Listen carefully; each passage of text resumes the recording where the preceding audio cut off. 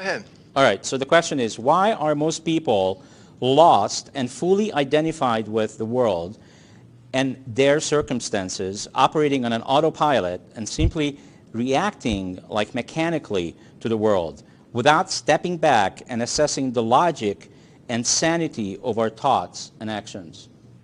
Right. Well, for me, looking at this, we could start with the process of trying to get past this, but the question is, why does it happen? So I would say that the patterns that we have that we call reality and our personality, our ego, this started developing when we were very young as a coping compensation for something that we weren't getting, or a fear or a desire. And then it started growing and gaining force, and we could look at a little child 2 or 3 years old, and they start developing their own personality, and they're also developing their separateness. And this is how we operate in the world. And I imagine it's possible to go your whole lifetime and identify with the personality and the way you see through your map of reality.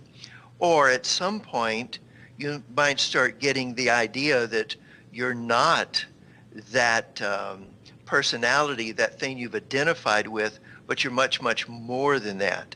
So I think that's what you're getting at, is how do we discover how to move into our larger identity?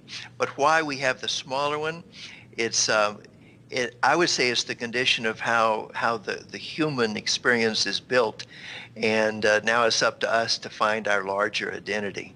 Okay, so would you say, Jim, that by the time we're a teenager, we're pretty much done with in terms of our worldview and in terms of who we think we are and who we think how the world operates? Would you say that that's accurate?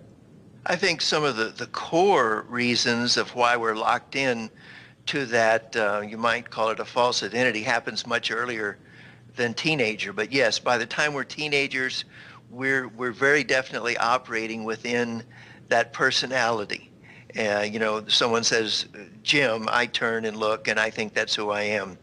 And then we have the rest of our lifetime to expand and move that identity to more of our true self. Right.